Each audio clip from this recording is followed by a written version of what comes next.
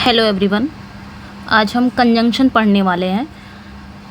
तो सबसे पहले हम समझेंगे कि कंजंक्शन होता क्या है। कंजंक्शन क्या होता है, यहाँ पे क्या कह रहा है कि a conjunction is a part of speech that is used to connect words, phrase, clause and sentence. अपनी भाषा में समझते हैं कि कंजंक्शन क्या होता है। ये पार्ट ऑफ स्पीच का एक पार्ट होता है और ये क्या करता है, ये कोई भी वर्ड्स हो गए, कोई शब्द हो गया, कोई फ्रेज हो गया, कोई क्लॉज हो गया, ये सेंटेंस को क्या करता है, कनेक्ट करने का काम करता है। जैसे ये आपका क्लॉज होगा, ये भी क्लॉज हो गया, दोनों क्लॉज को कनेक्ट करने का ये काम आपका कंजंक्शन ही करता है, तो उसे बोलते हैं कंजंक्शन। कंजंक्शन के कितने टाइप्स होते हैं ये भी हम समझेंगे। तो कंजंक्शन के 3 टाइप्स होते हैं। कौन कौन से? पहला है कोरिलेटिव कंजंक्शन, कोऑर्डिनेटिंग कंजंक्शन, दूसरा है सबऑर्डिनेटिंग कंजंक्शन एंड आपका तीसरा जो है कोरिलेटिव कंजंक्शन। आइए एक एक करके पढ़ते हैं। कोऑर्डिनेटिंग कंजंक्शन क्या होता है?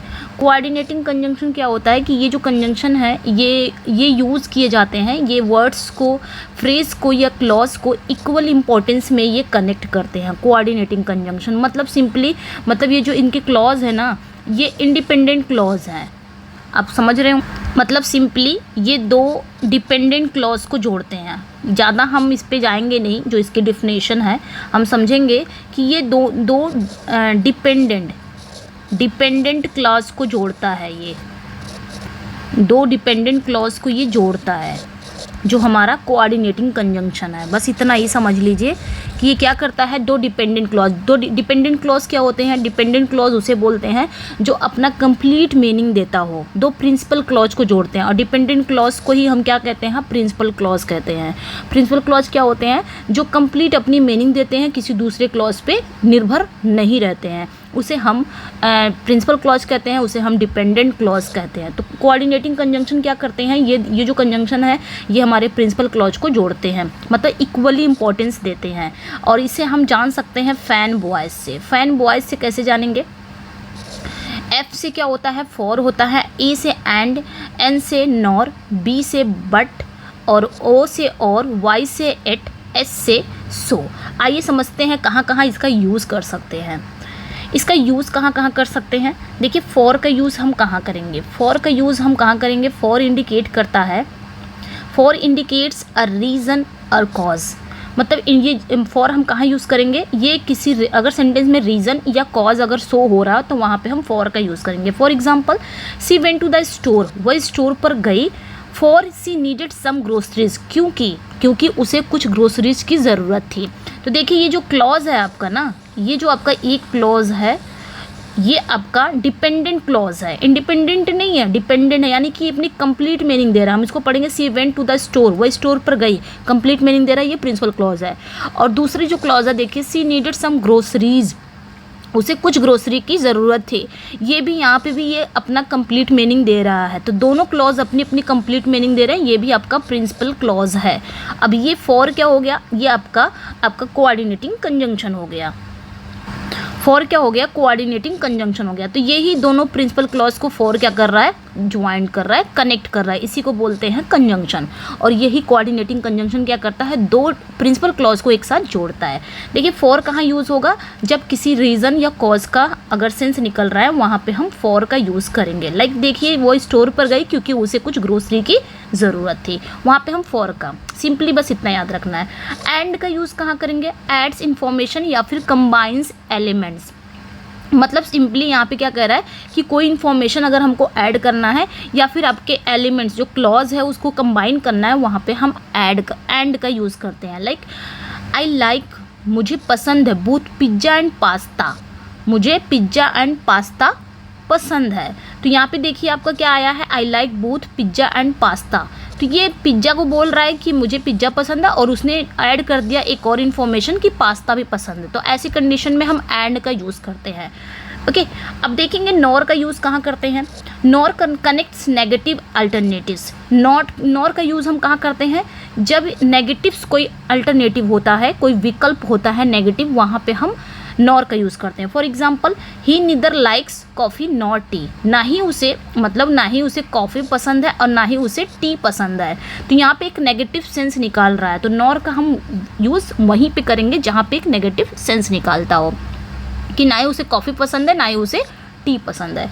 उसी तरह देखिए बट इंडिकेट करता है, बट अगला जो कंजंक्शन है बट इंडिकेट्स कंट्रास्ट और एन एक्सेप्शन। तो बट का यूज़ हम कहाँ करते हैं, जब सेंटेंस में एक कंट्रास्ट हो, एक विरोधाभास हो, सेंटेंस एक दूसरे से क्या कर रहा हो, कंट्रास्ट कर रहा हो, मैच नहीं कर रहा हो, वहाँ पे हम बट का यूज़ करेंगे। जैसे she wanted to watch TV, मतलब वो टीवी देखना चाहती थी, but it was too late, लेकिन वो क्या हो गई, लेट हो गई। तो यहाँ पे क्या कर रहा है, ये सेंटेंस तो आपका पॉजिटिव है, एक सेंटेंस आपका नेगेटिव है, यानी कि एक दूसरे का सेंटेंस क्या कर रहा है, विरोधाभास कर रहा है, कंट्रास्ट कर रहा है। तो ऐसे कंडीशन में हम कौन सा कंजंक्शन लगाएंगे, बट लगाएंगे।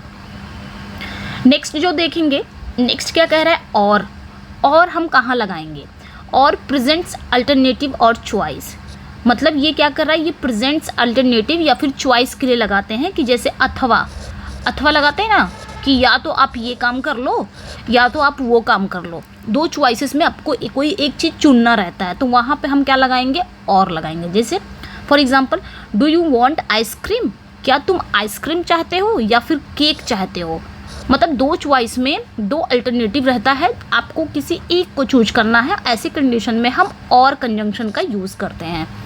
ओके, चलिए अब नेक्स्ट जो कंजंक्शन है वो हमारा इट है। इट मतलब क्या होता है, फिर भी, ये क्या, इसके लिए कहाँ यूज़ करते हैं, तो ये भी क्या करता है, कंट्रास्ट करता है और इम्फेसाइज करता है। सेंटेंस में अगर कंट्रास्ट आ गया या कोई चीज़ जोर दी जा रही है सेंटेंस में, वहाँ पे हम एट का यूज़ करेंगे। लाइक ही स्टडीड हार्ड, उसने बहुत मेहनत की, बट नहीं, yet he didn't pass the exam, फिर भी वो एग्ज़ाम में पास नहीं हो पाया। तो यहाँ पे सेंटेंस को क्या कर रहा है, इम्फेसाइज कर रहा है कि उसने बहुत, यहाँ पे सेंटेंस को क्या कर रहा है, इम्फेसाइज कर रहा है कि उसने बहुत मेहनत की, फिर भी वो पास नहीं हो पाया, इम्फेसाइज कर रहा है। यहाँ पे कंट्रास्ट भी सेंस निकल रहा है और इम्फेसाइज कर रहा है, तो ऐसी कंडीशन में हम इट का यूज़ करेंगे। कोऑर्डिनेटिंग जो कंजंक्शन रहेगा वो इट का। नेक्स्ट जो कंजंक्शन है आपका शो हम कहाँ यूज़ करेंगे, इंडिकेट्स अ रिजल्ट और कॉन्सिक्वेंस, मतलब शो का हम वहाँ पे यूज़ करेंगे जब कोई रिजल्ट की बात हो रही हो या फिर कोई परिणाम की बात हो रही हो, रिजल्ट यानी कि परिणाम, कॉन्सिक्वेंस। जैसे इट वॉज रेनिंग, बारिश हो रही थी और इसलिए हम बाहर ही रुके। बारिश हो रही थी तो ये तो बात हो गई, एक जनरल बात हो गई, लेकिन इसका रिजल्ट क्या था कि बारिश तो हो रही है और हम इसलिए बाहर ही रुक गए, तो ये रिजल्ट हो गया। तो रिजल्ट जहाँ पे शो होगा वहाँ पे हम क्या लगाएंगे, शो कोऑर्डिनेटिंग कंजंक्शन लगाएंगे। ये था आपका कोऑर्डिनेटिंग कंजंक्शन। अब हम सेकंड पे आएंगे, सबऑर्डिनेटिंग कंजंक्शन क्या होता है। तो सबऑर्डिनेटिंग कंजंक्शन सिंपली सभी को पता है कि सबऑर्डिनेटिंग कंजंक्शन ये कहाँ यूज़ होते हैं, these conjunction are use to join an independent clause. Subordinating conjunction ये इंडिपेंडेंट क्लॉज होते हैं, यानी कि डिपेंड होते हैं, ये अपनी कंप्लीट मीनिंग नहीं देते हैं। इंडिपेंडेंट क्लॉज क्या होता है, ऐसा क्लॉज जो अपनी कंप्लीट मीनिंग नहीं देता हो और अपनी कंप्लीट मीनिंग देने के लिए उसको दूसरे क्लॉज की ज़रूरत पड़ती है, अकेला नहीं रहता है। अगर वो कंप्लीट मीनिंग देगा तो उसको दूसरे क्लॉज की अगर ज़रूरत पड़ेगी, दूसरा क्लॉज उसमें आ जाएगा, तब जाके ये कंप्लीट मीनिंग देता है। ये दूसरे पे निर्भर रहता है, दूसरा किस पे, प्रिंसिपल क्लॉज पे निर्भर रहता है, उसे बोलते हैं सबऑर्डिनेटिंग कंजंक्शन। आगे पढ़ना नहीं है इसमें क्या क्या बता रहा है। आगे इसमें कहा भी है कि सबऑर्डिनेटिंग जो कंजंक्शन है वो क्या शो करता है, रिलेशनशिप को, like time, cause, condition and contrast, वो आपके सबऑर्डिनेटिंग कंजंक्शन है। आइए देखते हैं, सबसे पहले सबऑर्डिनेटिंग कंजंक्शन में कौन सा कंजंक्शन है, बिकॉज कहाँ यूज़ होता है, इंडिकेट्स द रीज़न, जहाँ पे रीज़न इंडिकेट कर रहा हो ना वहाँ पे हम क्या यूज़ करेंगे, बिकॉज यूज़ करेंगे।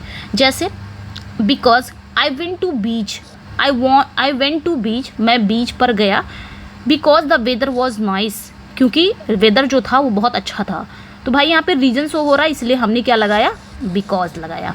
अब आप लोग कंफ्यूज हो रहे हैं कि मैम फॉर कहाँ लगेगा, बिकॉज कहाँ लगेगा, फॉर कहाँ लगेगा, फॉर हो गया, बिकॉज हो गया, ये जो चार वर्ड है, सिंस हो गया, ये सारे ही रीज़न शो करते हैं। तो वो हम नेक्स्ट वीडियो में पढ़ेंगे कि कहाँ पे इसका यूज़ किया जाता है। तो बिकॉज अगर रीजन इंडिकेट कर रहा है बिकॉज लगेगा। दूसरा जो आपका सबऑर्डिनेटिंग कंजंक्शन है, ऑल्दो इंट्रोड्यूस अ कंट्रास्ट या फिर कंसेशन। तो ऑल्दो मतलब होता है यद्यपि या हालांकि, ये इसका यूज़ कहाँ करेंगे, जहाँ पे कंट्रास्ट सेंटेंस में कंट्रास्ट की बात हो रही होगी, विरोधाभास की बात हो रही होगी या फिर कंसेशन की बात हो रही है, वहाँ पे हम ऑल्दो का यूज़ करेंगे। लाइक ऑल्दो इट रेन्ड, हालांकि बारिश हुई, यद्यपि बारिश हुई, वे वेंट फॉर अ वॉक, फिर भी हम कहाँ निकल गए, वॉक के लिए निकल गए। कंट्रास्ट कर रहा है सेंटेंस को। कंसेशन कर रहा है, सेंटेंस को कंट्रास्ट कर रहा है, तो ऐसे कंडीशन में हम क्या लगाएंगे, ऑल्दो सबऑर्डिनेटिंग कंजंक्शन लगाएंगे। नेक्स्ट पे आते हैं। नेक्स्ट हमारा जो सबऑर्डिनेटिंग कंजंक्शन है वो आपका क्या है, व्हेन। व्हेन सभी को पता है व्हेन कहाँ यूज़ होगा, स्पेसिफाइज द टाइम, ये टाइम को स्पेसिफाइज करता है, टाइम के बारे में बताता है, वहाँ पे हम व्हेन, जैसे आई विल कॉल यू, मैं तुम्हें कॉल करूँगा, व्हेन आई गेट होम, जब मैं घर पहुँच जाऊँगा। भाई यहाँ पे जब की बात कर रहा है यानी कि टाइम की बात कर रहा है, तो टाइम का सेंस अगर सेंटेंस में निकल रहा है हम व्हेन का यूज़ करेंगे। इफ़ नेक्स्ट जो है हमारा इफ़ इंडिकेट्स अ कंडीशन, सभी को पता है कि इफ़ का यूज़ हम कहाँ करते हैं, जब बात सेंटेंस में कंडीशन का यूज़ होगा, कंडीशन शर्त बोधक होगा, वहाँ पे हम इफ़ का यूज़ करेंगे। Like if you study hard, अगर तुम भाई मेहनत करोगे, you will do well on the test, तो तुम टेस्ट में अच्छा करोगे। यहाँ पे कंडीशन का शो कर दिया है कि भाई अगर तुम मेहनत करोगे, ये शर्त है तुम्हारी, मेहनत करोगे तो तुम अच्छा करोगे, तो वहाँ पे हम इफ़ का यूज़ करेंगे जहाँ पे भी कंडीशन बोध होता है। अच्छा, वाइल, नेक्स्ट जो सबऑर्डिनेटिंग कंजंक्शन है वाइल शोज साइमल्टेनियसली एक्शन। अच्छा, वाइल का यूज़ हम कहाँ करते हैं, जब एक ही साथ है, एक साथ हम एक से अधिक या दो से अधिक काम एक ही साथ कर रहे हो, वहाँ पे हम वाइल का यूज़ करते हैं। मतलब शोज साइमल्टेनियसली एक्शन, मतलब एक के साथ कई काम करना, जैसे while she सैंग a song while playing the guitar, उसने एक गाना गाया वाइल प्लेइंग द गिटार, मतलब गिटार बजाते हुए उसने एक गाना गाया। उसने एक ही टाइम पर उसने दो एक्शन किए, तो कभी भी सेंटेंस में एक ही टाइम पर दो एक्शन की बात हो रही होगी ना, तो वहाँ पे हम वाइल सबऑर्डिनेटिंग कंजंक्शन का यूज़ करेंगे। और ये भी याद रखिएगा, वाइल के बाद अगर वर्ब आ रहा है तो वो आईएनजी में आएगा। नेक्स्ट वन पे आते हैं, सिंस कहाँ पे यूज़ होगा, ये भी सबऑर्डिनेटिंग कंजंक्शन है सिंस। ये कहाँ यूज़ होगा, तो इंडिकेट्स अ कॉज, ये भी कॉज शो करता है, बिकॉज भी शो करता है, सब हम नेक्स्ट वीडियो में समझेंगे। तो सिंस भी एक कॉज शो करता है, जहाँ पे कॉज आ जाएगा, कारण आ जाएगा, वहाँ पे भी हम सिंस का यूज़ करेंगे। Like he has been happy, वो खुश है क्योंकि भाई उसे एक अच्छी जॉब मिल गई है, इसलिए वह खुश है, क्योंकि का सिंस निकाल रहा है, तो यहाँ पे भी हम सिंस का यूज़ करेंगे। ओके, अब आते हैं ऑल्दो, फिर से दे दिया है। ऑल्दो क्या करता है, कंट्रास्ट करता है, जैसे ऑल्दो इट्स एक्सपेंसिव, हालांकि ये बहुत महंगा है, फिर भी मैंने क्या कर लिया, इसे खरीद लिया, मैं इसे खरीदूंगा। तो ऐसे कंडीशन में हम ऑल्दो लगाते हैं, ये भी एक कंट्रास्ट शो करता है। तो आई जस्ट होप ये समझ में आ गया। अब थर्ड हमारा जो है कोरिलेटिव कंजंक्शन, इसको भी जल्दी से पढ़ लेते हैं। कोरिलेटिव कंजंक्शन क्या होते हैं, तो these conjunction are used in pairs in connect similar elements, मतलब ये जो कंजंक्शन होते हैं ये पेयर्स में होते हैं, मतलब इनके साथ दो कंजंक्शन होते हैं, ये पेयर्स में होते हैं, और ये सिमिलर एलिमेंट्स को क्या करते हैं, कनेक्ट करते हैं। ये आपने याद रखना है, सिमिलर एलिमेंट्स को ये कनेक्ट करने का काम करते हैं, और ये एक पेयर्स में रहते हैं। जैसे इधर और हो गया, नीदर नॉर हो गया, नॉट ओनली बट ऑल्सो हो गया। इधर और हम कहाँ यूज़ करेंगे, देखिए प्रेजेंट अल्टरनेटिव के लिए।